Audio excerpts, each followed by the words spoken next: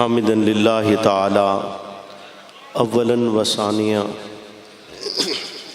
ولعنان الثناء الیہ ثانیہ والصلاة والسلام علی افضل الرسل محمد وآلہ مسلیہ محمد وآلہ مسلیہ فی حلبۃ الصلوات مجلیہ و مسلیہ اما بعد فاعوذ باللہ من الشیطان الرجیم بسم اللہ الرحمن الرحیم ذالک الکتاب لا ریب فیہ ھدی للمتقین قال النبی صلی اللہ علیہ وسلم اصحابی کالنجوم فبأیہم اقتدیتم اہتدیتم او کما قال صدق اللہ وصدق رسولہ النبی الکریم۔ درود پاک پڑھ لیں۔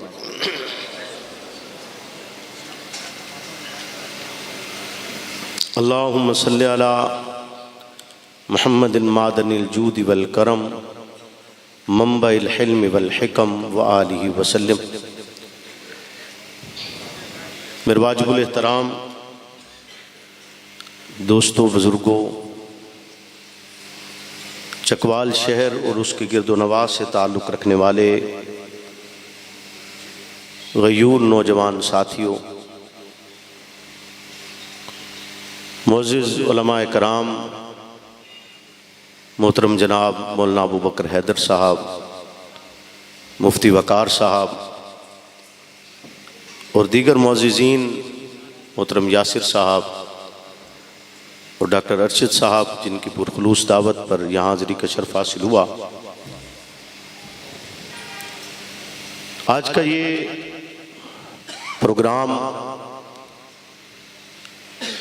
جو خاتم الانبیاء صلی اللہ علیہ وسلم کی سیرت کے حوالہ سے منعقد ہے، خلاق عالم سے دعا گو ہوں کہ وہ مجھے حق اور سچ کہنے کی توفیق عطا فرمائے اور حق اور سچ کہنے کے بعد مجھے اور آپ کو اس پر عمل پیرا ہونے کی بھی توفیق عطا فرمائے۔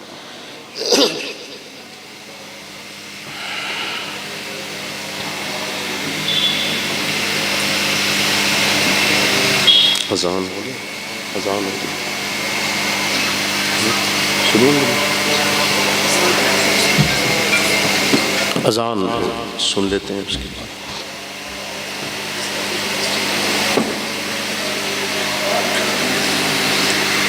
اذان ہو رہی ہے ابھی کچھ اور پڑھ رہی ہے؟ اذان ہوتی ہے بشرط اذان ہو، بس کوئی نہیں کوئی۔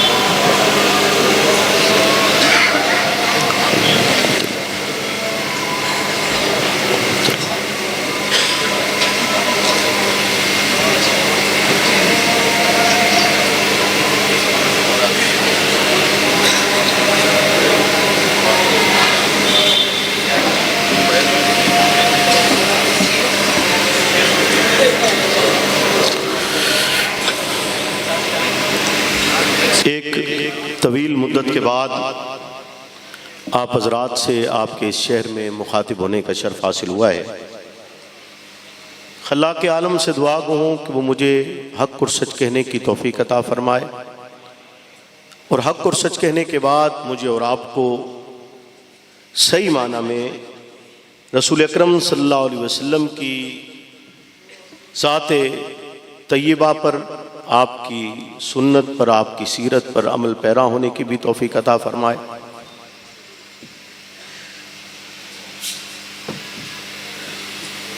چونکہ اور میری یہ آپ نے شاید سنا بھی ہوگا مختلف پروگرامات میں، اس کو آپ عادت کہہ لیں کہ میں جہاں پہلی مرتبہ گفتگو کے لیے جاتا ہوں یہ 2-4 جملے تمہیدی کہا کرتا ہوں.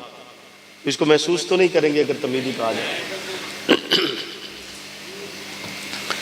اور میری یہ بھی کوشش ہوتی ہے کہ میں اپنے سامنے موجود جو افراد سماعت کر رہے ہوں ان کے ساتھ ایک تعلق کو قائم کروں. چونکہ آپ یہاں پر تشریف لائے ہیں تو یقیناً ثواب کی نیت سے آئے ہیں، اور آپ یہاں پر تشریف لائے ہیں تو آپ یہ سوچ کر آئے ہیں کہ آج ہم پیغمبر علیہ الصلوۃ والسلام کی سیرت طیبہ کو سماعت بھی کریں گے، اور یقیناً اس بدولت کہ آپ اللہ کے آخری رسول پر ایمان رکھتے ہیں، اور بطور مسلم میرا اور آپ کا ایک رشتہ موجود ہے، تو اس کے احترام کا تقاضا یہ بنتا ہے کہ ہم آپ کے ساتھ اس تعلق کو مزید قائم کریں اور اس میں بہتری کو لایا جائے. تو اس لیے میں یہ چاہوں گا کہ میری اور آپ کی گفتگو وہ بے تکلف ہو، تکلفات سے ہٹ کر کے ایک تعلق میرا اور آپ کا دینی رشتہ موجود ہے جس کی وجہ سے آپ یہاں پر تشریف لائے ہیں.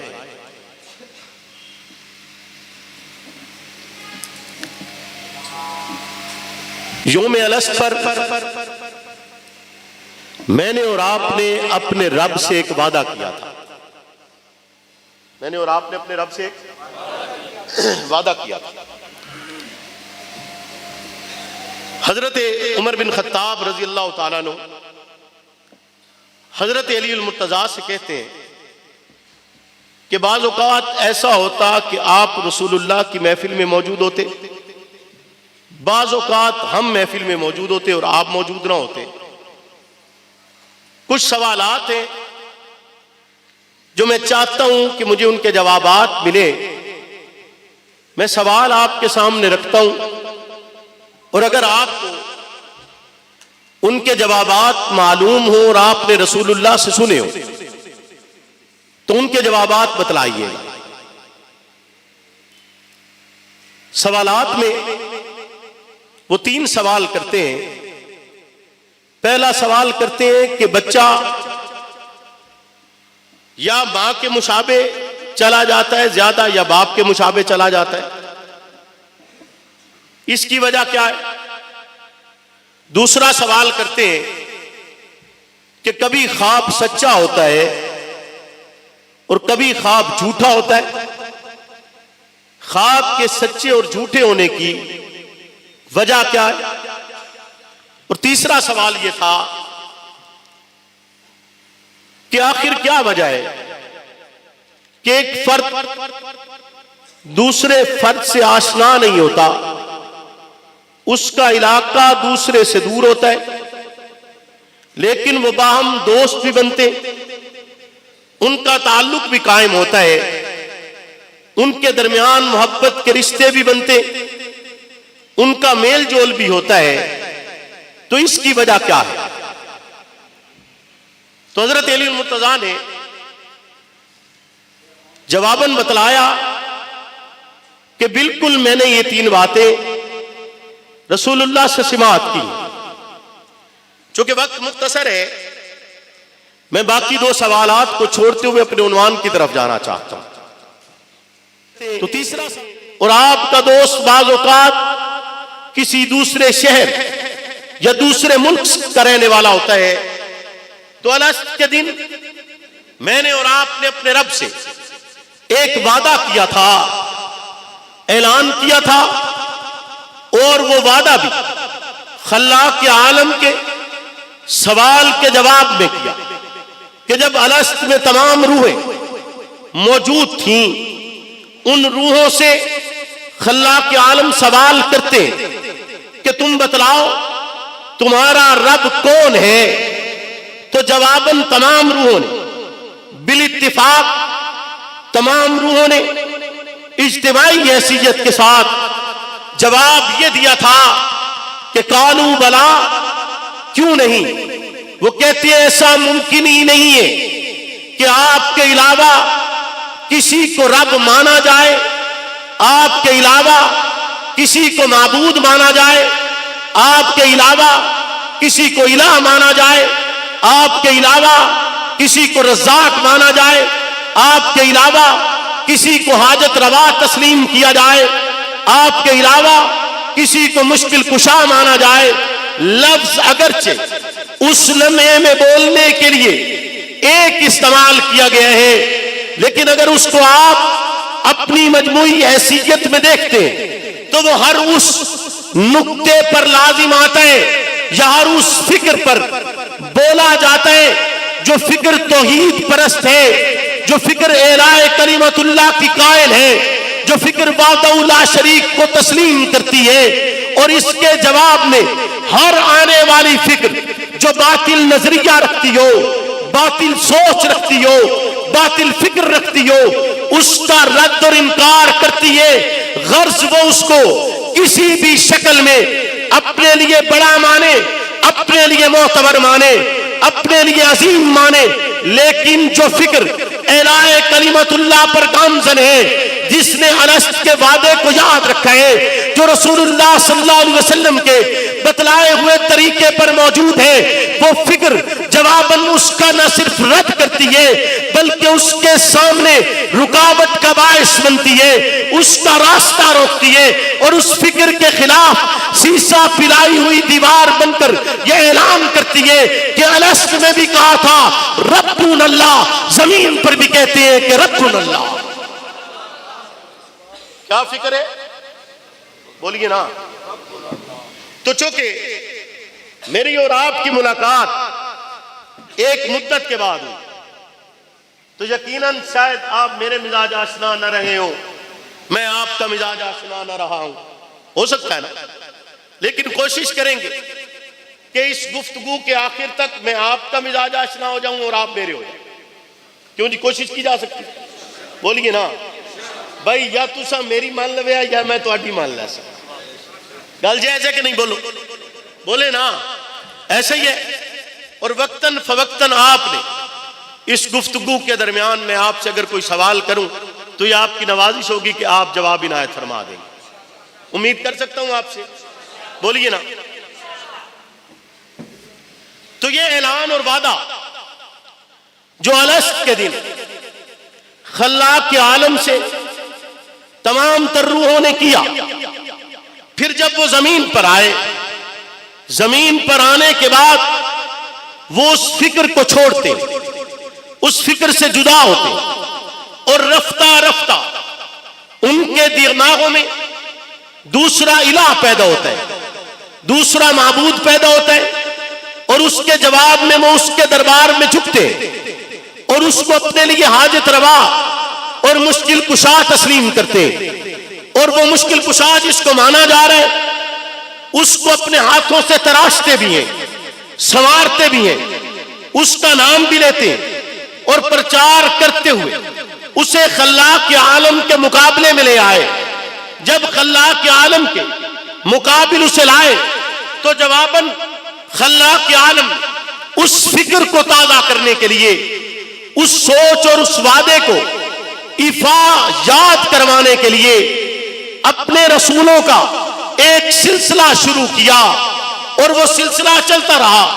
آدم علیہ السلام سے شروع ہوا، چلتے چلتے وہ فکر محمد رسول اللہ تک پہنچی ہے۔ رسالت پناہ کی تشریف آوری کے ساتھ ہی خلاق کے عالم کا یہ اعلان ہے کہ اب اس کے بعد اس فکر کو زندہ کرنے کے لیے کوئی اور نبی نہیں بھیجا جائے گا، یہ آخری نبی اتنی کامل حیثیت رکھتا ہے، اتنا بہترین ہے، اتنا اعلیٰ ہے، اتنا عرفہ ہے، اتنا بہترین شخص میں نے آپ کے پاس بھیج چھوڑے ہیں کہ اب اس کے بعد کوئی ایسا فرد چاہیے ہی نہیں جو اس فکر کو زندہ کرے، جس فکر کے بعد انسانیت یہ پکار اٹھے کہ ربنا اللہ، یہ آئے ہیں، ان کا آنا قیامت تک کے لیے ہے، قیامت تک کے لیے نبی اور پیغمبر بنا کر بھیجا گیا ہے۔ آدم سے لے کر عیسیٰ تک تمام انبیاء کی نبوت کو ختم کر کے محمد الرسول اللہ کو آخری رسول اور نبی بنا کر خاتم الانبیاء کا درجہ دیا گیا، آپ کو آخری رسول بنا کر یہ پیغام دیا گیا کہ انسانیت کی تکمیل کا مرحلہ اب حد کمال کو پہنچ چکا ہے، وہ ذات آ چکی ہے جس کے آنے کے بعد اب کسی اور کے آنے کی ضرورت باقی نہیں بچتی ہے۔ رسول اللہ تشریف لاتے ہیں، ایک وقت اور زمانہ گزرتا ہے، حالات گزرتے ہیں، ان حالات سے گزرنے کے بعد رسالت پناہ کو حکم ہوتا ہے کہ اب آپ اٹھئے اور اس قوم کو ڈرائیے، آپ اٹھئے اور اعلان کیجئے کہ ربنا اللہ، آپ اٹھئے اعلان کیجئے لا الہ الا اللہ، آپ اٹھئے اور بتلائیے کہ وہ ایک ہے، تنہا ہے، وحدہ لا شریک ہے، اس کو نہ کسی نے پیدا کیے نہ اس نے کسی کو پیدا کیے، وہ یکتا ہے، حتیٰ کہ کوئی بھی اس کا کف بھی نہیں ہے، کوئی اس کا ہمسر بھی نہیں ہے، کوئی اس کا ثانی بھی نہیں ہے، کوئی اس کا مثل بھی نہیں ہے، کوئی اس کا رشتہ دار بھی نہیں ہے۔ غرض رسول اللہ کو اعلان کیا جاتا ہے، حکم کیا جاتا ہے کہ اے کالی کملی والے اب اٹھئے اور اٹھ کر اس قوم کو ڈرائیے، اٹھئے اور اس قوم کو بولیے نا، اٹھئے اور اس قوم کو اونچا اونچا اٹھئے اور اس قوم کو ڈرائیے کہ جو رنگ توحید کا الست کے دن چڑھا تھا، جو رنگ توحید کا الست کے دن چڑھا تھا، وہ رنگ بدل گیا ہے، وہ رنگ بولو نا، وہ رنگ بدل گیا، اور پیغمبر آئے ہیں کہ رنگ بدلنے نہ پائے، بولیے نا، حضور آئے ہیں کہ رنگ بولیے نا رنگ۔ اور ایک بات اور میں آپ سے کہہ دوں، چونکہ آپ کو لوگ طرح طرح کی باتیں بھی سناتے ہوں گے، لیکن میں نے ایک کوشش کی ہے ایک عرصے سے کہ اگر کوئی میرے خلاف کوئی بات کرتا ہے تو میں کوشش کرتا ہوں کہ اس کا جواب نہ دوں۔ ہاں کہیں جواب دینا ضروری ہو تو وہاں دیا بھی جاتا ہے، لیکن کوشش بھرپور یہی ہوتی ہے کہ میں ایک فکر کے ساتھ چل رہا ہوں، ایک نظریے کے لیے چل رہا ہوں، تو وہی نظریہ ہی بیان کیا جائے۔ اور افسوس کا تقاضا تو یہ ہے کہ تمام تر گفتگو سننے کے بعد اگر کسی کو نظریہ سمجھ میں نہیں آتا تو میں امید کر بھی نہیں سکتا کہ اسے آگے سمجھ آ سکتا ہے۔ خیر، یہ بھی یاد رکھیے گا کہ جو یہ فکر ہے کہ ایک جماعت ہوگی جو جماعت کی حیثیت سے اعلاء کلمت اللہ کرے گی، یہ فکر اس طرح نہیں ہے، یہ فکر اس طرح نہیں ہے کہ اجتماعی شکل کی حیثیت اسے یوں دی جاتی ہے کہ ہر وہ فرد جو کسی بھی مقام پر رسول اللہ کے دین کے الہ کے لیے اور اس کی آپ کہہ لیں اس کے پرچار کے لیے اگر محنت کر رہا ہے تو وہ تمام فرد جہاں جہاں جس جس علاقے میں موجود ہیں ان کی اجتماعی شکل کو جماعت کہا جاتا ہے، ان کی اجتماعی شکل کو جماعت کہا جاتا ہے۔ جماعت کا مطلب یہ نہیں ہوتا کہ صبح 10 بندے رل کے ایک گروہ بنا لمنتے آکھڑ ید اللہ علی الجماع، بولو نا، اس جماعت پر اللہ کا ہاتھ نہیں ہوتا، اللہ کا ہاتھ اس جماعت پر ہے جو فرد واحد ہونے کی حیثیت سے اگرچہ اپنے علاقے میں موجود ہو لیکن اعلاء کلمت اللہ کر رہا ہو، اگرچہ فرد واحد کی حیثیت سے ہو لیکن کیا کر رہا ہو، بولیے نا، اعلاء کلمت اللہ۔ آپ کے آنسر کتنے بجے؟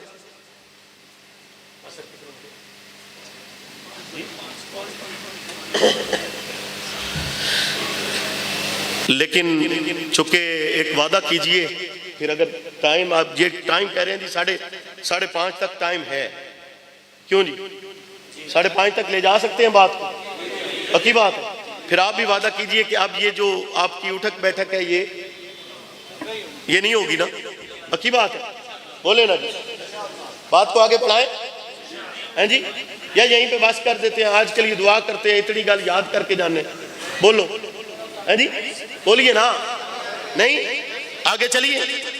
تو رسول اللہ تشریف لائے، حکم ہوا کہ کالی کملی والے اٹھیے نا، اے چادر اوڑھنے والے، یا ایھا المزمل یا ایھا المدثر، اٹھیے اور انہیں ڈرائیے، انہیں ڈرائیے انہیں یاد کرائیے کہ الست میں تم نے کہا کیا تھا، الست میں تم نے کہا کیا تھا؟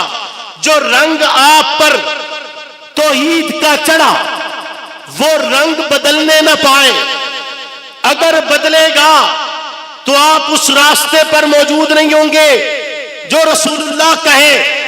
پیغمبر کو حکم ہوا کہ اٹھیے، اس قوم کو ڈرائیے کہ رنگ بدلنا نہیں چاہیے، رنگ بدلنا، چونکہ اگر رنگ بدل جائے تو چیز اپنی حیثیت کھو دیتی ہے، چیز اپنی حیثیت۔ ایک سوال آپ سے کر سکتا ہوں؟ میں نہ تھوڑا جا ڈر ڈر کے آج تھوڑے نال بول رہا جی، چونکہ چکوال دی سرزمین ہے، اگے بڑے شکوے شکایتاں میرے تے بہت ہے۔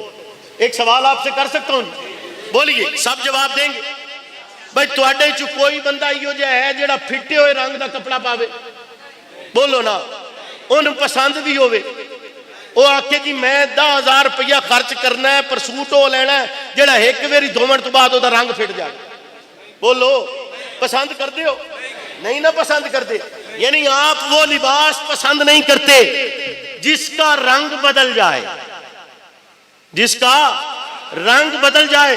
تو وہ دل رب کی بارگاہ میں کیسے قبول ہوگا جس کا رنگ بدل گیا ہو، جس کا رنگ بدل گیا ہو؟ تو رنگ بدلنا، رنگ بدلنا۔ تو آج اس گفتگو کو آغاز کرتے ہوئے کہتے ہیں کہ نہ رنگ بدلے نہ بو بدلے، نہ رنگ بدلے نہ بو بدلے، کہ رنگ بھی بدلنا نہیں چاہیے اور خوشبو بھی بدلنی، بولیے، بدلنی نہیں چاہیے۔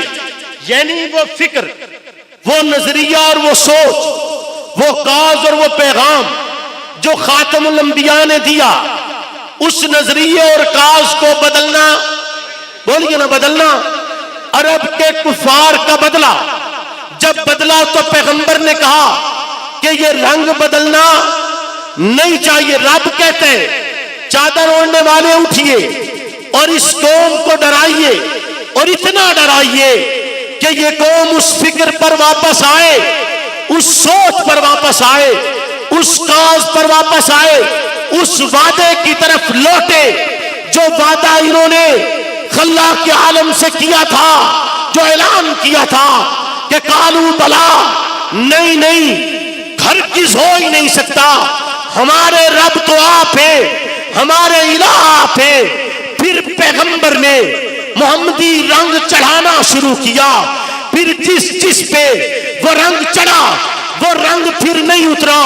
اور دیکھیے آپ، زمانہ شاہد ہے کہ تبدیلی ریت پر لٹایا گیا، بلال کا رنگ تبدیل نہیں ہوئے، آواز نہیں بدلی، خوشبو نہیں بدلی، لہجہ تبدیل نہیں ہوا۔ پھر انہیں دو اونٹوں کے درمیان باندھ کر چیر دیا گیا، لیکن لا الہ کا پیغام تبدیل نہیں ہوا۔ پھر ان کے وجود چلنی کیے گئے، لیکن رنگ جو محمدی چڑھا تھا نہیں بدلا۔ پھر ان کے معصوم بچوں کو نیزے کی انیوں پر پرو دیا گیا اور ان کی نگاہوں کے سامنے انہیں تختہ دار پر لٹکایا گیا، لیکن رنگ تبدیل نہیں ہوئے۔ انہیں مکہ چھوڑنا پڑا، رنگ نہیں بدلا، ہجرت کرنی پڑی، رنگ نہیں بدلا، پتھر کھانے پڑے، رنگ نہیں بدلا، بھوک پیاس برداشت کرنی پڑی، رنگ نہیں بدلا، تکلیفیں سہنی پڑی، رنگ نہیں بدلا، تبدیل ریت پر لیٹنا پڑا، رنگ نہیں بدلا۔ ان کے جسم کی چربی سے کوئلوں کی آگ بجھائی گئی، رنگ نہیں بدلا۔ تپتے ہوئے تیل کے کڑاہے میں ڈالا گیا، رنگ نہیں بدلا۔ انہوں نے خندقیں کھودی، رنگ نہیں بدلا۔ پیٹ پر پتھر باندھے، رنگ نہیں بدلا۔ فاتح ہو کر مکہ میں واپس آئے، رنگ تبدیل نہیں ہوا۔ خیبر تک گئے، رنگ نہیں بدلا۔ سرکار اس دنیا سے تشریف لے گئے، تب بھی رنگ نہیں بدلا۔ رنگ شان محمد مصطفیٰ زندہ، شان صحابہ زندہ، نعرہ تکبیر۔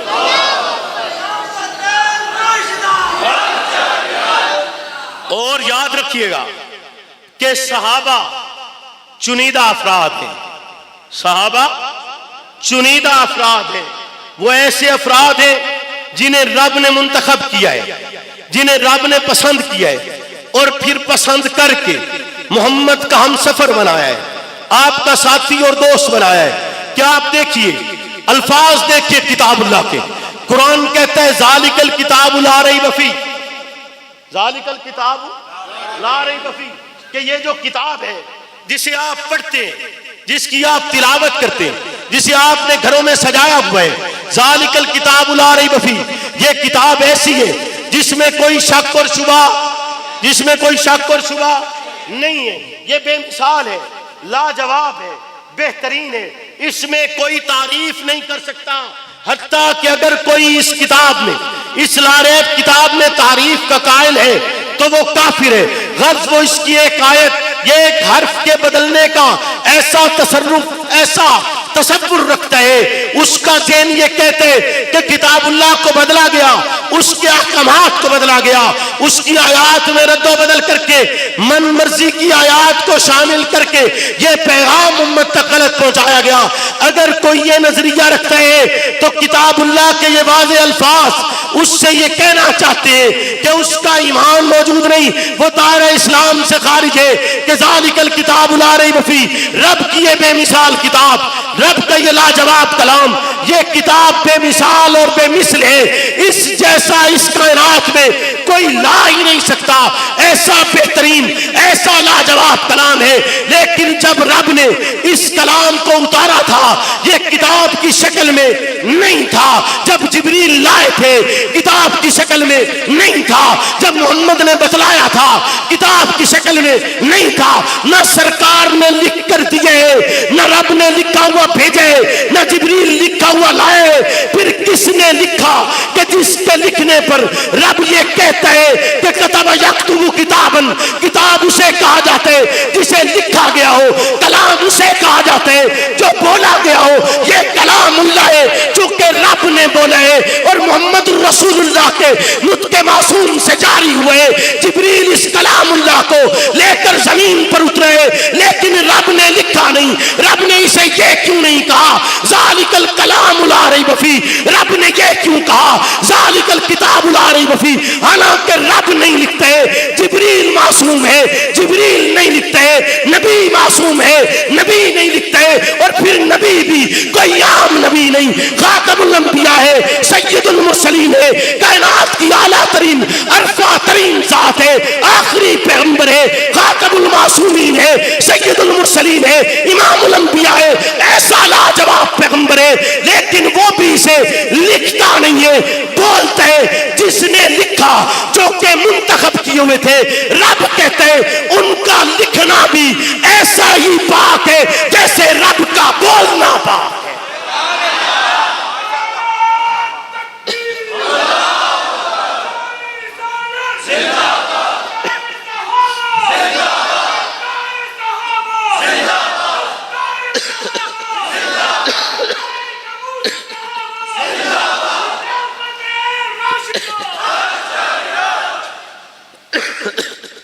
ایمان یہ ہے کہ جیسے رب کا بولنا پاک ہے، جیسے رب کا بولنا پاک ہے، ویسے ہی صحابہ کا لکھا ہوا پاک ہے، صحابہ کا لکھا ہوا پاک ہے، چونکہ رب نے کہا نا ذالک الکتاب لا ریب فیہ، بولیے نا، لکھا کس نے ہے؟ اونچا اونچا کس نے لکھا؟ کس نے لکھا؟ ان کے لکھنے کو رب کہتا ہے کہ یہ پاک ہے کیونکہ ان کا رنگ نہیں بدلا، جی ان کا رنگ، اگر وہ رنگ بدلتے رب کبھی نہ کہتا، رب کہتا میرا کلام پاک ہے، کسی نے تبدیل کر دیا ہو تو کر دیا ہو، رب کی ذات پر تو کوئی بات نہیں کر سکتا تھا، اب تو رب خود کہہ رہا ہے کہ یہ جو لکھا گیا ہے پاک ہے، لکھا گیا ہے، بولیے نا، لکھا گیا ہے۔ حضرت اسماعیل باپ نے وادی میں چھوڑ دیا، چھوڑا، بولیے نا، چھوڑا، حضرت اسماعیل نے ایڑیاں رگڑی، بولیے، پانی نکلا، پھر اس پانی کے کنویں کو غالباً قبیلہ بنو جرہم تھا جو اس وقت تولیت اس کے پاس تھی. جاتے ہوئے اس قبیلے نے اس کو بند کر دیا. اس کنویں جاتے ہوئے اس کنویں کو قبیلہ بنو جرہم نے غالباً بند کر دیا. اب آقا کے خاندان کے پاس تولیت آئی, حضرت قصی سے آئی, چلتی چلتی حضرت عبد المطلب کے پاس آئی. حضرت عبد المطلب کے پاس تولیت آتی ہے. انہیں خواب میں ایک مقام بتلایا جاتا ہے کہ اس کو کھودو گے پانی نکلے گا. اسے کھودو گے, بولو, اسے کھودو گے پانی نکلے گا. ایک رات خواب آیا, پھر آیا, پھر آیا. جب اتنی دفعہ آیا تو سوچا کوشش کرنے میں تو کوئی حرج نہیں, کوشش کی جائے. حضرت عبد المطلب اس کنویں کے مقام کو کھودنا شروع کرتے ہیں. سارے قبائل مخالف ہیں, کہتے ہیں کہ یہ آپ کیا کر رہے ہیں, مت کھودیے, یہاں سے کہاں سے پانی نکلے گا. کسی کو پتہ ہی نہیں ہے کہ زمزم کا مقام کون سا ہے, زمزم کا مقام کون سا ہے. لیکن جب محمد آ رہے ہوں, جب محمد آ رہے ہوں تو رب نے نشانیاں تو دینی ہے نا, پیغام تو دینا ہے کہ میرا آخری رسول آ رہا ہے, بتلانا تو ہے نا کہ میرا آخری رسول آ رہا ہے. حضرت عبد المطلب کنواں کھدواتے رہے, غرض آپ کے ساتھ اور کوئی نہ ملا, آپ کی اولاد کھودتی رہی. کھودنے کے بعد پانی نکلا. جب پانی نکلا تو اس پانی کا نہ ذائقہ بدلا ہوا تھا نہ رنگ بدلا ہوا تھا, کیونکہ اس کو پیغمبر کی ایڑی لگی تھی. اسے پیغمبر کی ایڑی لگی تھی, اور جس کو پیغمبر کی ایڑی لگ جائے اس کا رنگ آج تک نہیں بدلا. اس کا رنگ آج تک, رنگ تو دور کی بات ہے, ذائقہ بھی نہیں بدلا, خوشبو بھی نہیں بدلی. یعنی جس کا ذائقہ نہ بدلے, خوشبو نہ بدلے, تو یوں بھی کہا جا سکتا ہے نا کہ اینو پیغمبر دے ہاتھ لگے ہوئے نے. بولو نا, یوں بھی کہا جا سکتا ہے کہ نہیں کہا جا سکتا کہ جس کا ذائقہ نہیں بدل رہا, رنگ نہیں بدل رہا, اس کو محمدی ہاتھ لگے ہوئے ہیں. بولیے نا, اس کو پیغمبر کے ہاتھ ہے لگے ہوئے ہیں. کنویں سے پانی نکلا ہے اور پھر زمانے تک چلتا رہا. سرکار ہجرت کی رات جب سفر پر روانہ ہوئے, آپ تکالیف سہنے کے عادی نہیں تھے. آپ کے پاؤں مبارک زخمی ہوئے, ان سے خون کے قطرات نکلے ہیں. ابو بکر صدیق رونا شروع کرتا ہے, روتا چلا جاتا ہے, کہتا ہے اللہ کے حبیب نہیں, آپ ایسے سفر نہیں کریں گے, آپ ایسے پہاڑی نہیں چڑھیں گے. حالانکہ جس لمحے میں ابو بکر یہ الفاظ ادا کر رہا ہے, اس وقت ابو بکر کے اپنے پاؤں چھلنی ہو چکے تھے. ابو بکر کہتا ہے اللہ کے حبیب نہیں, اب آپ میرے کاندھے پہ سوار ہوں گے اور کاندھے پر آپ کو سوار کر کے غار تک کا سفر کیا جائے گا. محمد الرسول اللہ صدیق اکبر کے کاندھے پر سوار ہوتے ہیں. ہائے اگر ذبی اللہ کی ایڑی لگنے والے سے نکلنے والے پانی کا نہ رنگ بدلتا ہے نہ بو بدلتی ہے, وہ ابراہیم کا بیٹا ہے, تو یہ بھی تو وہ ہے نا جسے امام الانبیاء بنایا گیا ہے. یہ بھی تو وہ ہے جو دعائے خلیل اللہ ہے. یہ بھی تو وہ ہے جو وجہ وجود کون و مکان ہے. یہ تو وہ ہستی ہے جس کے لیے کہا گیا لا يمكن الصلاح كما كان حقه بعد از خدا بزرگ تو ہی. قصہ مختصر, وہ ہستی جب ابو بکر کے کاندھوں پر سوار ہوتی ہے اور اس کی ایڑیاں ابو بکر کے سینے سے لگتی ہیں, جیسے زمزم نہ رنگ بدلتا ہے نہ بو بدلتی ہے, ویسے ہی ابو بکر نہ رنگ بدلتا ہے نہ بو بدلتا ہے.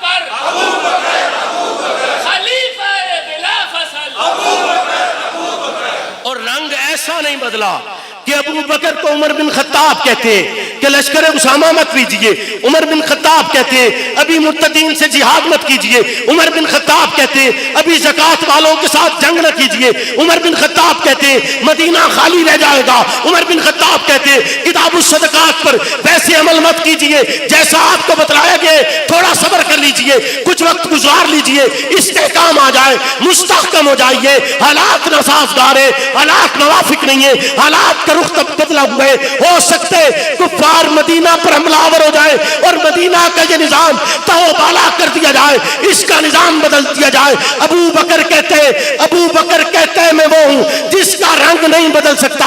ابو بکر کہتے ہیں منکرین زکات کے ساتھ جہاد بھی ہوگا، لشکر اسامہ کے لیے روانگی بھی ہوگی، جس کے لیے پیغمبر نے جو نظام رائج کیے ہیں اس کے ساتھ وہی طریقہ کار اختیار کیا جائے گا، حتیٰ کہ اگر یہاں پر درندے بھی داخل ہو جائیں اور ابو بکر تنہا موجود ہو تب بھی ابو بکر پیغمبر کے ہر ایک فرمان پر عمل پیرا ہوگا۔ اور زمانہ جانتے، تاریخ بتلاتی ہے کہ جس لمحے میں ابو بکر تنہا تھے، کفار نے مدینہ پر چڑھائی کا ارادہ کیا، ابو بکر اعلان کرتے بچے تب باہر نکلے، بوڑھے تب باہر نکلے، عورتیں تب باہر نکلے، اور ہاتھ منہ سے جو بھی دستیاب ہوتے وہ لے کر باہر آ جائے۔ کسی کے ہاتھ میں چھڑی ہے، کوئی اپنے ہاتھ میں برتن اٹھائے ہوئے، کسی کے ہاتھ کے اندر کوئی چھوٹی موٹی چیز ہے، وہ سب لے کر جب مدینہ کی سرحد پر آتے ہیں تو لوگ کہتے ہیں زمانہ شاہد ہے کہ یا تو بدر میں فرشتے نصرت کے لیے اترے تھے یا اس مقام پر ابو بکر کی نصرت کے لیے فرشتے اترے تھے۔ ابو بکر کی نصرت کے لیے بولیے نا، ہائے واہ ابو بکر۔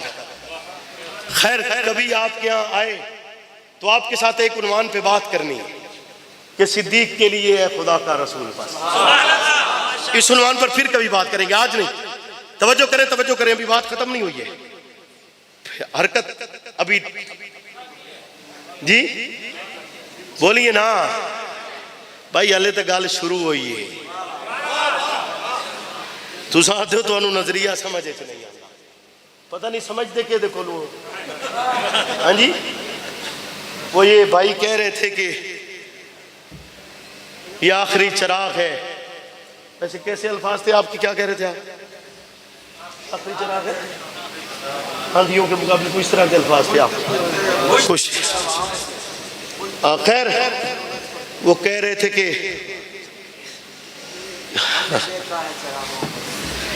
خیر وہ بات ان کی سچ ہے، یہ آخری چراغ ہے، یہ آخری چراغ ہے نواز کے گھر کا، تمہیں کچھ نہ کچھ روشنی بانٹنا چاہتا ہے، خواہش ہے کہ اس راستے پر کچھ نہ کچھ آپ کو دے دیا جائے، اور کوئی میرے لیے جو کہتا رہے مجھے فرق نہیں پڑتا، اور میں اس کے بارے میں بات کرنا اور سوچنا ہی نہیں چاہتا، کیونکہ اپنی ایک راہ متعین کی ہے تو ہم اس راہ سے ہٹ جائیں گے۔ مجھے پیچھے سے کچھ بتایا گیا کہ یہ الفاظ آج آپ کے لیے وہاں کہے گئے، خیر کہتے رہیں، کوئی مسئلہ نہیں۔ توجہ ہے آپ کی، گال خراب ہو جائے بولو، میرا آنے کا مقصد ضائع ہو جائے گا، آپ کے بیٹھنے کا مقصد ضائع ہو جائے گا، بات خراب نہیں ہونی چاہیے، بولیے۔ یہاں اس واقعے کو مختصر کرتے ہو آگے چلتے ہیں، یہ اس لمحے میں سناؤں گا جب سناؤں گا کہ صدیق کے لیے خدا کا رسول بس، لیکن آج بات ہوگی کیا؟ آج بات ہے کہ رنگ نہ بدلے، رنگ نہ بدلے۔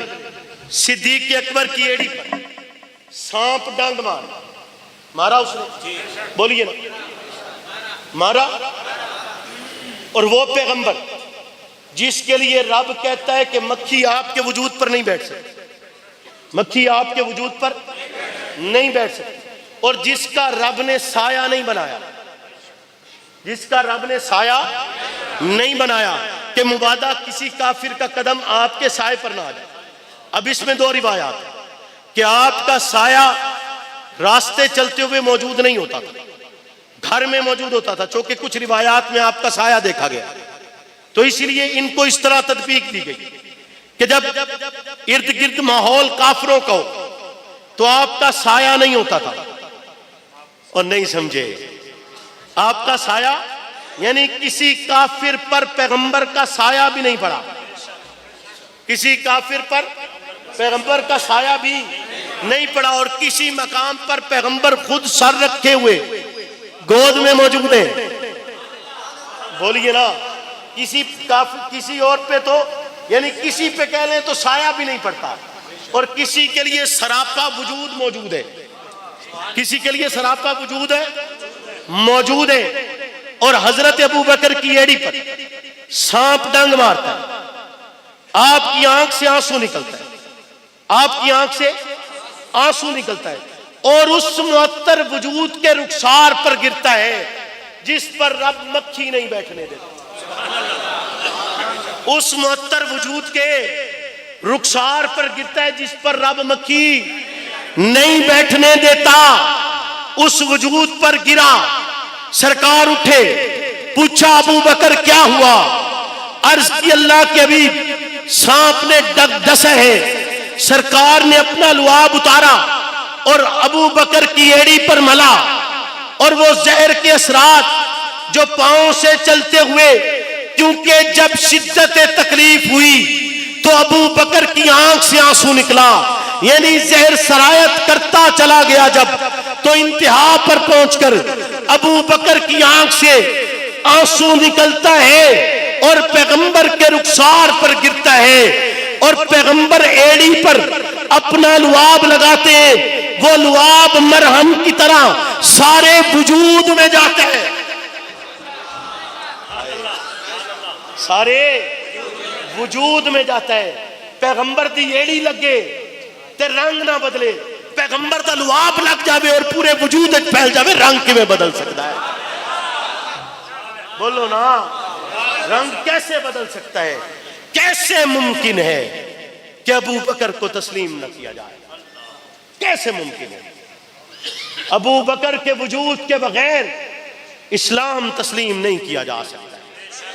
اور میں یہ بے جا دعویٰ نہیں کر رہا ہوں، سچ بول رہا ہوں. معاذ اس کو جوش خطابت مت سمجھیے گا، یہ کسی اور لمحے میں انشاءاللہ اس کا تذکرہ بھی کر دوں گا، اور عقیدے کو بنیاد بنا کر بتلا دوں گا کہ ابو بکر پر ایمان رکھنا کتنا بڑا نظریہ اور عقیدہ ہے.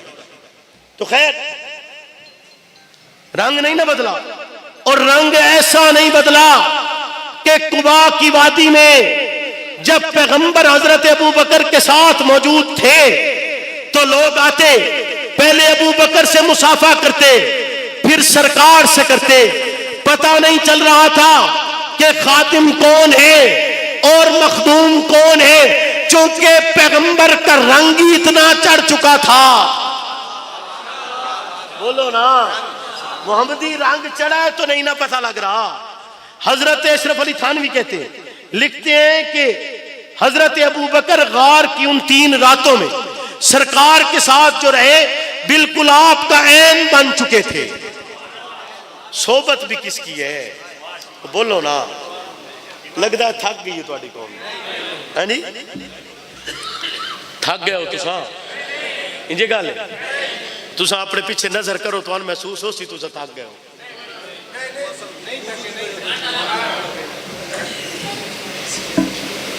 توجہ ہے جی؟ بولے نا، بولیے بولیے، بس بات ختم کرتے ہیں. آج کے لیے اتنا کافی ہے، باقی زندگی وافر ہے.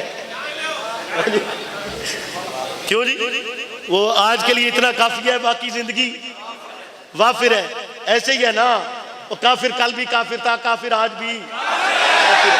تو توجہ ہے آپ کی بات کی طرف. تو رنگ نہیں بدلا، رنگ نہیں بدلا آپ کے صحابہ کا.